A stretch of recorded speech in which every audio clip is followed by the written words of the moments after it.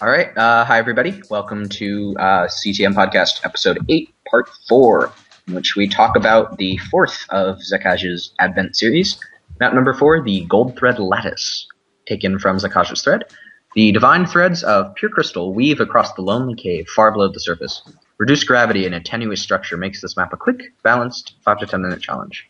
The original plan was for the player to have the ability to fly, but apparently Mojang likes to troll with their NBT tags. Alright, so this map is a giant glowstone lattice in which you have jump boost and you feather falling and get to leap around the map while ghasts angrily roar at you. So, Xekaj, take it away. So as I say in the description, originally I thought it was possible for, there's an NBT tag in the player data that gives flying permissions. It's not actually connected to creative mode. And I probably should have tested it before making this, but apparently exiting and re-entering the map will automatically reset that tag because it's linked to the game mode. So unfortunately, the ability to fly was not actually possible. And I found that out after I created the map, so I kind of had to make some quick readjustments for the gameplay, and it's pretty different from what I originally intended. And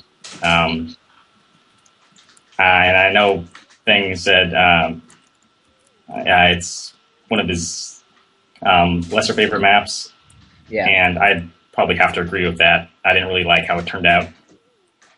Okay. Personally, I relied a little too much on trying to avoid all the fall damage you could because you have that jump boost. So going downhill was very detrimental to be jumping, so I always had to kind of watch out for where I was jumping, which in the end didn't feel so hot in my end. Plus jump boost is a little hard to control in terms of when you're leaping about, so a number of derps happened while I fell into the lava because I couldn't quite angle myself properly.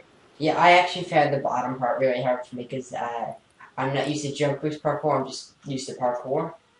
Yeah. So I found that rough.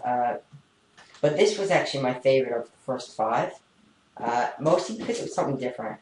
All the maps so far have been designed to kill me. And this one, obviously they're supposed to die, that's the card at this point, but it doesn't really feel much of a, like a CTM style one, but it's almost like a good parkour map done right. Like, this is how I would like a parkour map. Yeah.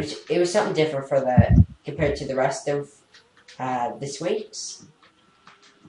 Yeah, that's a good point. And it actually looked really cool, especially from a distance. Two of my problems come into play there in that I didn't like the parkour aspect of it. I thought the way the gas were used was great, but I can't deal with very large areas very well. My laptop does not like it, so of course I lagged a little bit, which of course made my gameplay experience far worse. And even when I did have access to a good laptop, I just didn't much like the way it played.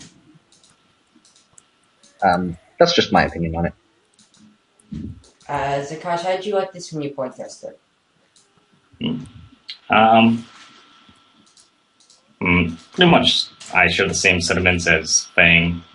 The parkour with the jump boost was okay, but this is another problem that I just don't really like with how Minecraft deals with jump boost, that you take damage every time you fall. It actually still calculates that. Yeah. So it's just not as smooth. It's just a lot more jerky and just not well put together. So that's why I kind of feel. Do you think you could use this idea in something else? But use it better, obviously? Maybe, I don't know. Maybe using the instant jump potions that I've employed in some of the other maps to kind of help control the jump boost and let the player choose when they want to actually use it. But I don't know. That might not work as well. I think the design was really based on something that's not actually possible, so I don't really think it has a use. Okay, it's like making an area based on ziplining. Yeah. Definitely didn't try it before.